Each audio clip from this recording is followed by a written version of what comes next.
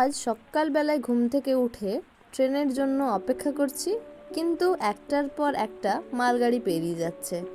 অবশেষে অনেক ধৈর্যের পর আমার ট্রেন এসে উপস্থিত হলো স্টেশনে এবং আমি সেটাতে চেপে আমার যাত্রা শুরু করলাম।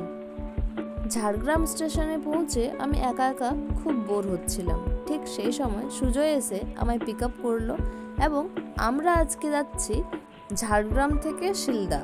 দেন তারপর প্ল্যান হবে যে আমরা কোথায় কোথায় যাব। আজকের ওয়েদার খুব খারাপ ছিল, যখন খুশি তখন ঝমঝমিয়ে বৃষ্টি পড়ছিল, তাই আমাদের একটু প্রবলেম তো হয়েছে। তারপর সবাই একসঙ্গে জড়ো হওয়ার পর আমরা ঠিক করলাম যে আমরা বেলপাহাড়ি যাব এবং বেলপাহাড়ির কোথায় কোথায় আমরা ঘুরতে গেছিলাম সেই ভিডিওগুলো দেখার জন্য তোমাদের একটু ওয়েট করতে হবে। খুব শিগগির দেখা হবে পরের ব্লগে। আজকে তাহলে আসি, বাই বাই।